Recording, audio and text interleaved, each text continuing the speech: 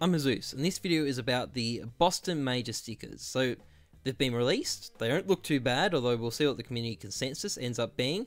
There's 8 more teams now than there was last time, there's 3 capsules to invest in rather than 2, and the same system with the autograph capsules has been kept from the last major.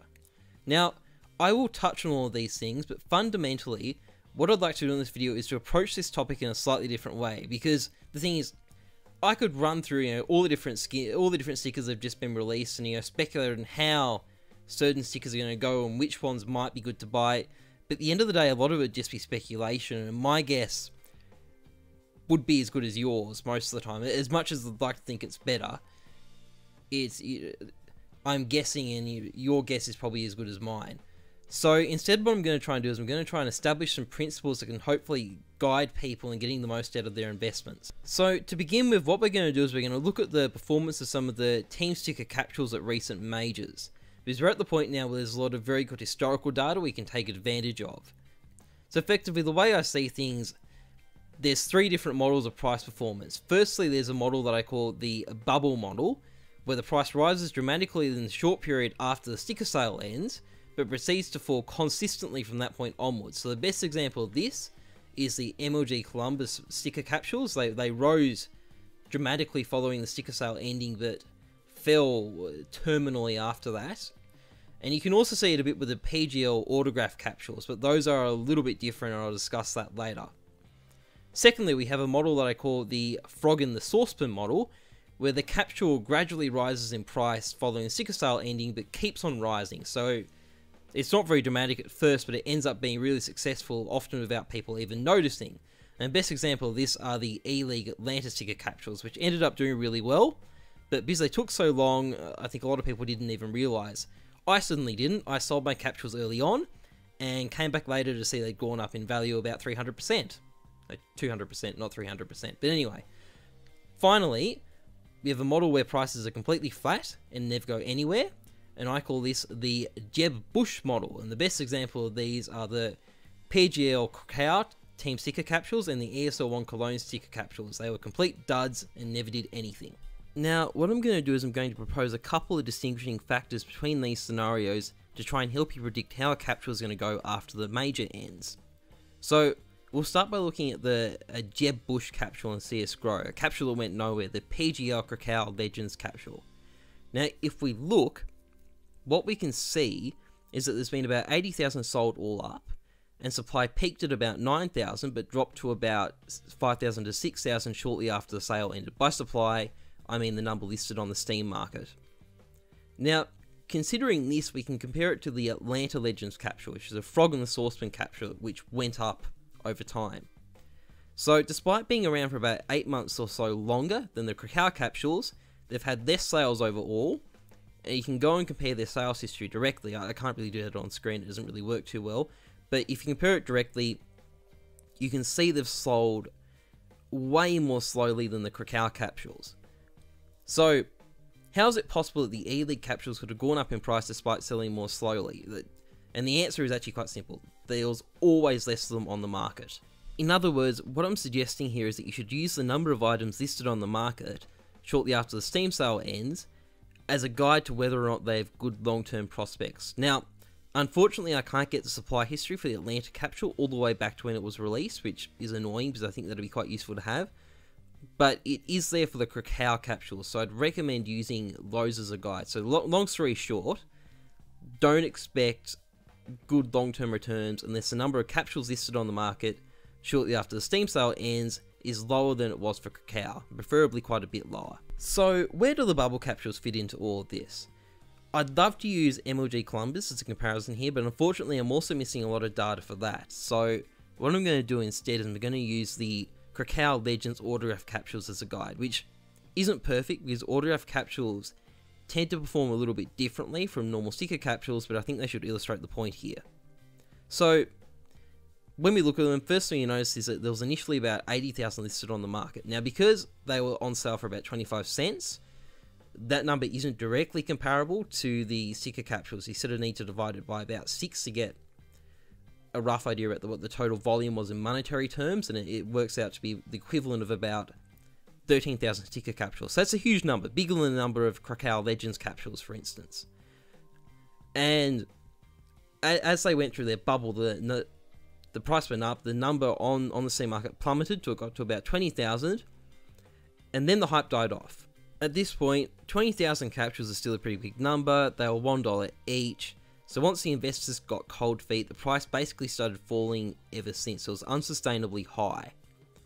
So what's the takeaway here? Well, the Autograph capsules had quite a bit of investment hype around them. Not everyone, there were skeptics, but there were plenty of people who were excited as well. And secondly, initially there were a lot of people opening them because they wanted the gold stickers. Eventually I think they got bored, the price went up, it stopped happening, but initially there was quite a bit of community hype around them.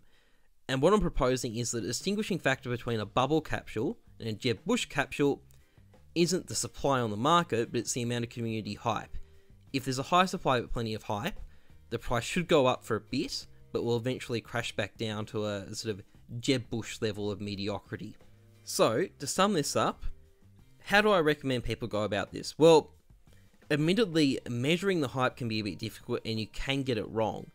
But I would focus sort of as the distinguishing factor on whether people seem to genuinely like the stickers as opposed to whether people are simply investing and hoping that it's going to go well.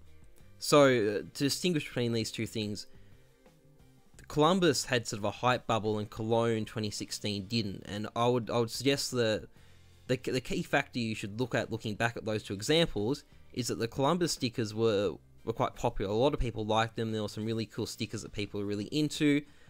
It wasn't true to the same extent for Cologne. Just the design, I think, was a little bit dead on arrival. Now, this is still going to be a gamble. If you're hoping to invest to get sort of a bubble price rise to get your money back, it may not go your way because you can't sort of look at hard numbers to determine it. But keep this in mind though, if it doesn't work out, your losses aren't likely to be catastrophic.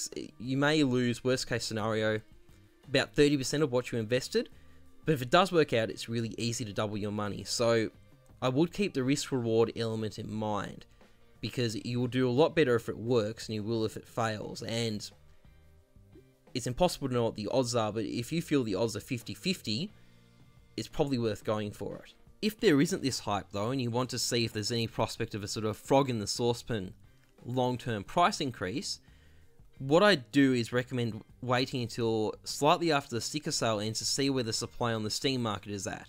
And if it's significantly lower than the Krakow stickers, I'd recommend investing in them.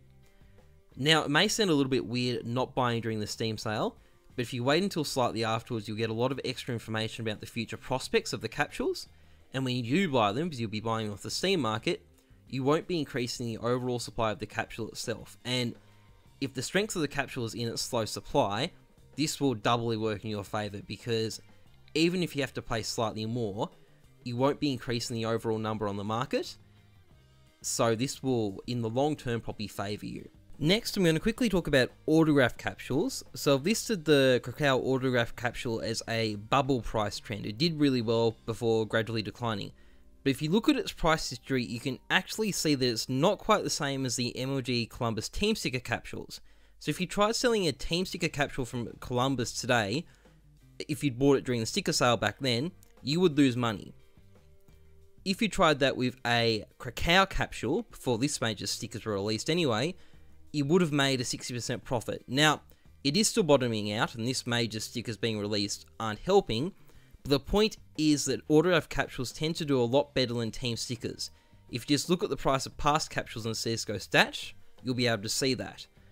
Not only that, the Krakow autograph capsules are kind of outliers. If you look at all the other past autographs, they tend to follow the frog in the saucepan model of price increase. There's very little initial hype, but there's a slow and steady increase over time, and that seems to be tied to a relatively low starting supply.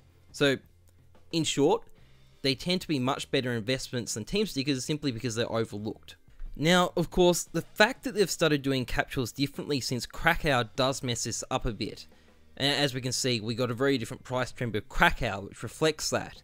So, what I'd recommend doing is I'd recommend approaching the autograph capsules this major the same way as I recommended approaching team sticker capsules. Basically, look at the number listed on the Steam market at the end of the sale, and compare that to the number of Krakow stickers listed as a benchmark. Now, unfortunately, I am a bit less optimistic about the autograph capsules this time around because of the format change, but who knows? Maybe they'll outdo my expectations, and if the number turns out to be quite a bit lower than Krakow, it's probably worth investing. So at this point, another thing I want to talk about is investing in individual types of stickers.